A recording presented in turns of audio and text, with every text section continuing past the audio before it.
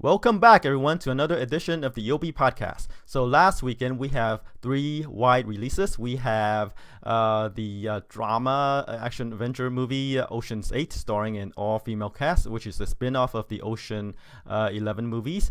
And then we have the horror film Hereditary, starring Toni Collette. And then Hotel Artemis with Jodie Foster.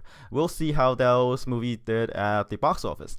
So let's jump right into it. So coming in number one is Ocean's 8, a movie I thought wouldn't have much of an audience because I thought it was, if you check out the last podcast, I thought it was gimmick casting. I thought it was kind of like a tired formula.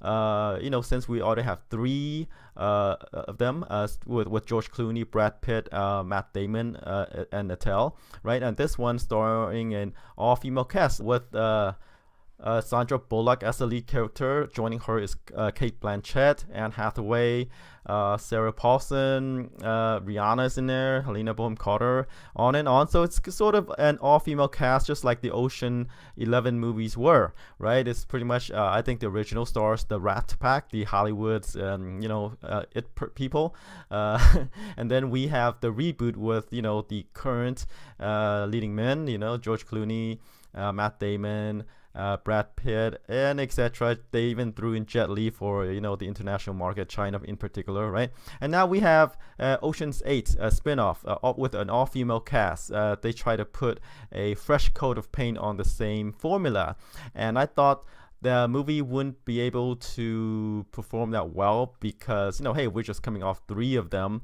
and except this is with all-female cast. I said gimmick casting.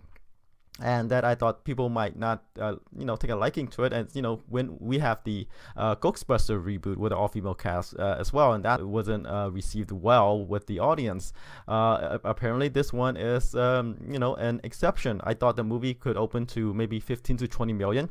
It blew my projections out of the water. It pulled in 41.6 million opening. And according to, boxofficemojo, the exit polls were pretty much 69% female. And I think about 69% of that are 25 years old and older. Older crowd, older group of people, and female cast. So it appeals to them. I mean, we know the female audience is out there. That them as a demographic, with the Bad Moms movie, etc., the movies that are targeted towards them, and they will turn out in mass to watch these movies, that are targeted toward them, and underserved, demographic that the Hollywood is only beginning to discover, and they are making more movies for them. And apparently Ocean's 8 is one of them, and it appeals to them, and so it opens to 41.6 million. Of course, you don't see a lot of males in the polls, right? So with 69% female, will we see a big drop-off in the second weekend? I'm not sure, but it suggests that we might see a big drop-off because it's front-loaded. I think this movie might be front-loaded, or it could just eke out, keep on staying in theaters as with other movies that are popular with the female audience. They will stay in theaters, linger in theaters, and but it just might not pull that much week after week, but it will linger in theaters and make them money that way. So I think it's going to be successful due to the huge opening, right? Even though it dropped off, it might, I want to emphasize, it might drop off huge. I think it will continue to linger in theaters because of the popularity, I guess, or the awareness of the movie, or the interest level, with the female demographic. But something of concern is that the movie only has a B+ cinema score, so which is kind of like an average score for movies, right? The audience thought it was okay, right? Tomato meter wise, review wise, it's only a 68% last I checked. So it's not that well reviewed, even though it is fresh movie. Audience score thought it was an okay movie, so we'll see how well it holds up the second week. I suspect it might not, we might see a huge drop off, if not because the movie is front loaded. The people who are interested in the movie went out and watched it already, right? But then we have competition from some of the big movies that are coming out as well. In particular, we have the new Incredibles movie coming out, so it will face a huge competition from that. Even though they might not target the same demographic, there might be some overlap in there. So I expect the second weekend, to drop off maybe huge in the 60s perhaps, but we'll see. Okay, I could be wrong, like I was wrong last week in this movie's appeal, but it performed way better than I expected this movie to do. But we'll see. Second weekend, it's always the second weekend determines the staying power of a movie, right? So we'll see how well this movie will do. All right, let's move on to number 2, which is Solo, a Star Wars story. It pulled in about 15.8 million over the weekend. In its third weekend, right, domestic gross is 176 million, and overseas it pulled in 136 million, for a total of 313 million. So this is shaping up to be one of the lowest, if not one of the lowest, Star Wars movies, at least at the box office, right? It's kind of at the lower end, if right now I believe this movie is ranked at number 10, in all the Star Wars movies, just below Return of the Jedi and Empire Strikes Back. But those movies was released way back when. It might, when it's all said and done, at least domestically, it might pass Empire Strikes Back at number 9, but that's not a sure thing, judging by the way the movie's dropping. So it will go down, I guess, in history as one of the lower grossing Star Wars movies. And this is kind of confounding to me because I had high hopes for this movie. I thought, a movie about Han Solo, his origin story, would appeal to Star Wars fans, but apparently not. I mean, remember Rogue One, the movie that is a spin-off. that is a spin-off of the Star Wars movies. That's based on that's about the story about a group of rebels breaking into the Death Star and stealing the plans to this death machine, so that the rebels can have a hope in destroying the said machine, right? That movie pulled in 532 million domestically, which is huge, right? And this is just a spin-off, and worldwide it's at 1 billion. So but Solo Star Wars story will have trouble getting anywhere close to that, right? So like I said, it's going to end up as one of the lowest grossing Star Wars movie. I don't know what the story is. I mean, it's one of the lower review movies at around 70% or so at Rotten Tomatoes, right? But this is Han Solo. You would expect if there's a spin-off character that could appeal to Star Wars fans, it would be Han Solo. But his Solo movie just didn't, for some reason. Even overseas, right, movies that sometimes don't work well here do gangbusters overseas, and for some reason this one didn't appeal to the overseas audience as well. So go figure. Is it because we're reaching Star Wars saturation, like I said? Because when Disney took over, they're planning a Star Wars movie every year, every Christmas, right? But now we're getting closer to a Star Wars movies every 6 months.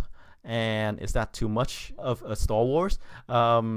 But then again, we have the Marvel movies, which is also Disney's, right? We have every couple months there's a superhero movie. So it could be this movie in particular. Something about this movie just doesn't appeal to Star Wars audiences and the general audience as well. So go figure. We have to see if this is just a blip, a outlier in this thing, or we're seeing a trend that hey, there might be too much Star Wars.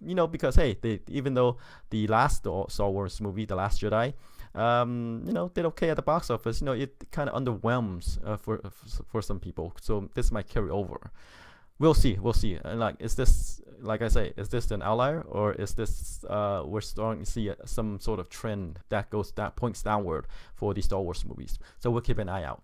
All right, let's move on to number 3, which is Deadpool 2. This movie, the second, I guess, highest opening for an R-rated movie ever. The first one is the first Deadpool, right? It pulled in 14.1 million over the weekend. Domestic gross is 279 million so far, and worldwide is at 655 million. So we're seeing that the gross or not. It's not gonna beat out the first one. At the first one, I believe pulled in about 700 something. Let's see, 783 million worldwide. So this movie is not gonna get there.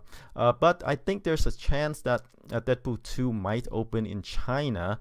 But well, I'm not sure of that, because there were censorship issues with the first movie. It wasn't released in China because I guess they banned it because of there's language issues, gore issues, and cultural themes, the Chinese censors objected to.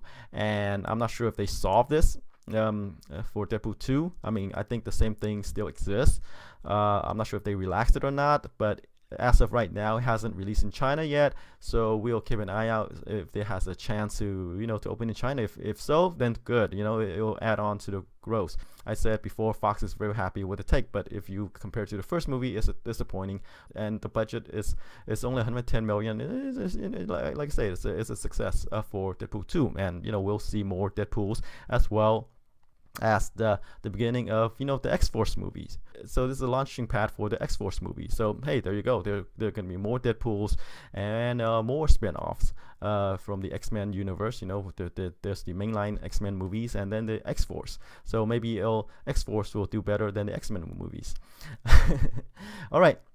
Let's move on to number 4, which is one of the new releases last weekend. A horror movie starring Toni Collette about the matriarch of family who passed away. She wasn't well liked, but this family starting to discover, something about themselves, that's not all good.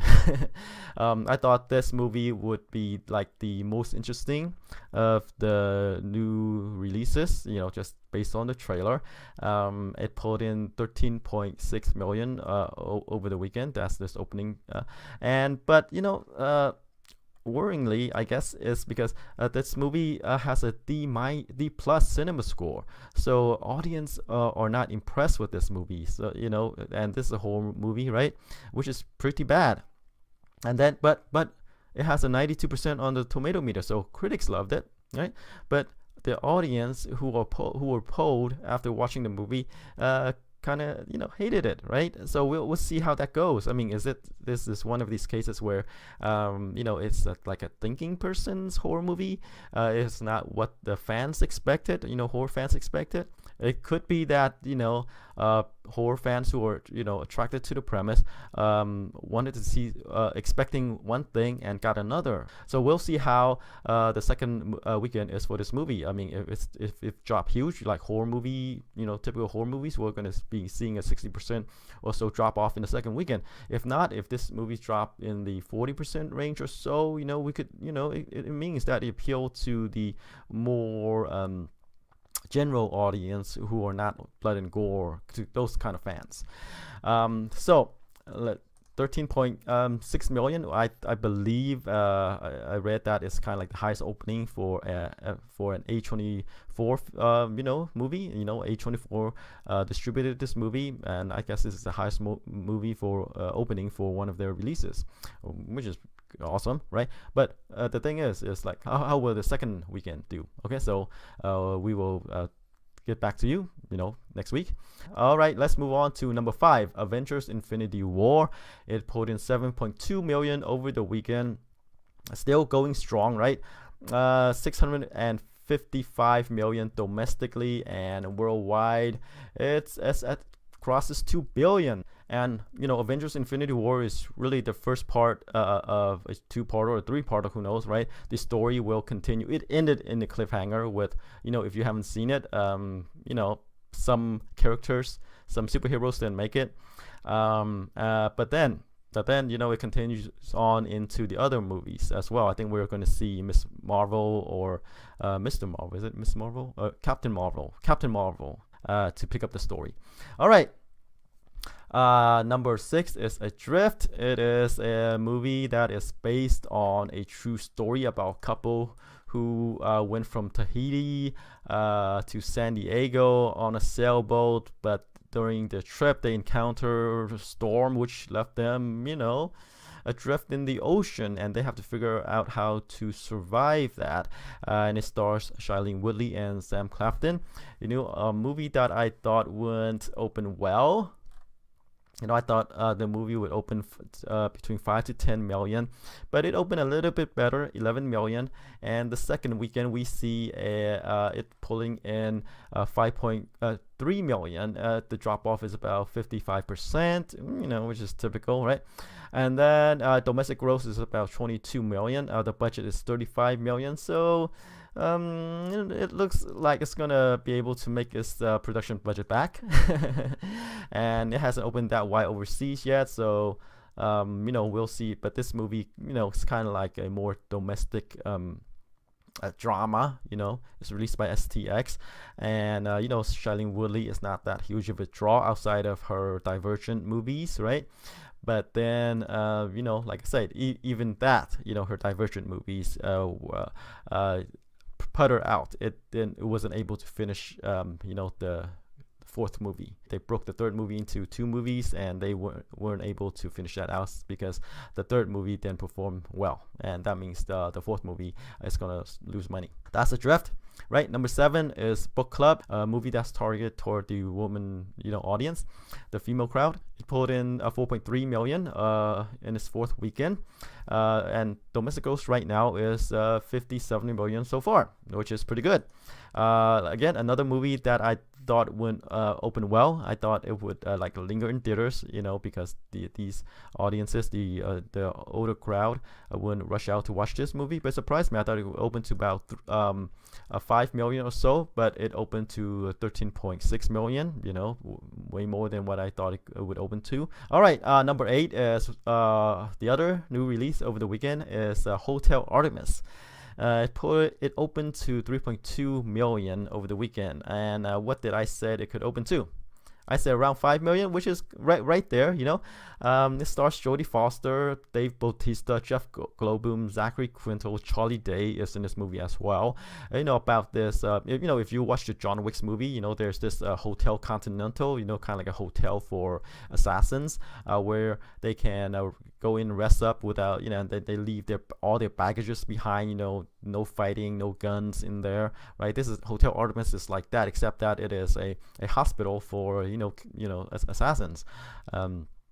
People who are banged up go in there to heal themselves, right? Again, there's all these rules about no fighting, no guns, etc., except that some diamonds got smuggled in with some of the people, and then Jeff Goldblum as the bad guy wants to break in and get what he thought was his back, right? And of course all hell broke loose in this hotel. And for me, I said Jodie Foster playing this doctor is kind of odd. She plays this quacky doctor that's kind of outside of what the expectation for something of this movie is. Like, as a side character, maybe it'll work. Maybe it will work, but as one of the main leads, I think it's too much of this quackiness, this weird portrayal of this character. And it's kind of odd. So again, like I said, so my projection was kind of spot on there for Hotel Artemis, and I don't expect much more from this movie. All right, let's go to number 9, which is Upgrade, a movie. A kind of different movie, right? It's directed and written by Leigh Whannell, who kind of wrote and directed one of the horror movie. Let me see which one. I think Insidious Chapter 3, right? He made his directorial debut with Insidious Chapter 3, and now he's moving on to this action thriller starring Logan Marshall Green, whose wife got killed, and he turned to quadriplegic, and a doctor offered him a sliver of hope to get back at the people who killed his wife and did that to him, as in the form of a computer chip. That's able to, I guess, upgrade him into this action guy. He's able to fight back with the help of this chip. And the movie opened to about 4.7 million, and second weekend is at it dropped about 49%, which is decent, right? And to put in for about 2.4 million in the second weekend. I thought this movie could open to 10 to 15 million, just based on the premise alone, based on Whannell's I guess reputation. And because it looks interesting as an action movie, right? Because this movie is produced by Blumhouse. The budget is low, maybe sub 10. Right now the domestic gross is about 9 million, and it hasn't opened overseas yet. So we expect this movie to, like I said, do its job as with all Blumhouse movies, to open well in theaters and to make us some money, right? Because of the lowish budget. Okay. All right, let's close out the top 10 with Life of the Party. It is the Melissa McCarthy comedy, one of her rare PG-13 comedies. It pulled in about 2.2 million in its fifth weekend. Domestic gross is about 50 million so far. So this movie has the dubious distinction of being kind of like the lowest opening for Melissa McCarthy movie, and it looks like it's going to be one of the lower, or if not lowest, grosser for her comedies as well, right? So again, this is a collaboration between Melissa McCarthy and her husband Ben Falcone, and I guess they just want to work together. And these movies, along with Tammy and I guess the other one, something Boss. Let me look that up. What Boss? The Boss. So their collaboration together, turn out some of her lowest grossing movies. But hey, I guess they just want to work together. All right, that rounds out the top 10. Let's move on to the new releases. We have, like I said, 3. Again, school is out, so we're going to have a huge influx of movies that's targeted toward the family audience. As well as its fair share of superhero movies as well, right? We have Superfly, which is a Wednesday opener, and then Tag, a comedy with Jeremy Renner, Ed Helms, and Isla Fisher. John Hamm is in it as well. And of course, the biggest movie of them all is The Incredibles 2, the sequel to Brad Bird's 2004 animation, about family of superheroes. It was odd then, but it fits in right now, because pretty much every movie is a superhero movie, right? So we have The Incredibles 2. Let's start off with Superfly, right? If you watch the trailer, it's about the underworld, drug dealing, gun running, etc. There are lots of guns, drugs, cars, women, martial arts, gunplay. It's directed by a music director called himself Director X. Stars Trevor Jackson, Jason Mitchell, Michael Kenneth Williams, Alex Scott Davis, Jennifer Morrison, etc., etc., etc. So I guess, like I said, the biggest selling point for this movie is the Director X. He is well known for some of his music videos with some of the popular, entertainers. Again, one of these movies, you what you see is what you get, right? About the rags to riches, and then the them battling drug cartels, etc. Like I say, lots of gunplay. Movie target toward the African American audience, as we know that audience tend to turn out for these type of movies. But it might appeal to a wider group of audience as well. I think it has a wider appeal than some of the typical movies that are targeted toward this group. Since this movie is opening on a Wednesday, it moved out of the way of Incredibles 2. I think this movie could have like a 5-day opening. Between if it's 3 days, 20 to 25, 5 days, maybe 30 to 35. All right, let's move on to Tag. Comedy starring Jeremy Renner, Ed Helms, Isla Fisher, and John Helms, about a group of four friends who have been playing this game of tag for over 30 years or so, right? They allocate a month out of every year to play this game, and it's kind of like an extreme sports version of tag, and in all cases, like during weddings, childbirth. They continue to play this game. And I guess Jeremy Renner is, I guess, the alpha in this group, and he's like the best, and everyone's trying to tag him. I guess there might be some laughs in this movie, but again, my taste runs counter to some of the general audience, I guess. This movie is kind of similar to Jason Bateman's Game Night, about a group of adults playing this game. That one did well. That one opened to 17 million, 69 million domestically, and 117 million worldwide. But this movie might be similar to that movie, right? To Jason Bateman's Game Night. So I expect this movie to open, somewhere between 10 to 15 million, around there. All right, let's move on to The Incredibles 2. It's a sequel to Brad Bird's 2004 movie. That one has a 70 million opening, 261 million domestically, and 633 million worldwide. And like I say, it schools out. Kids are available, family audience, for summer trips, etc. Right? So this movie might have a bigger opening than the first movie, right? Like I said, back then superhero movies weren't that widespread, right? But then now, every couple of months there's a superhero movies, in between the Marvel movies, the DC movies, Sony movies, Fox movies, all sorts of superhero movies are involved. And this is kind of like one of the only animation with superhero movies in theaters, right? So we get to The Incredibles 2. 2004 is a long time. But again, Pixar has, the brand name, the brand recognition. People expect good things from this studio still. And Brad Bird has a good reputation, right? So I expect this movie to open somewhere, in between like the 80 to 90 million range. As I said, people like the first movie, and I think they're going to turn out for the second movie. I wouldn't be surprised if this movie opened to 100 million plus, but conservatively, I'm going to go with 80 to 90 million. So that's it for the new releases. 20 to 25 million for Superfly.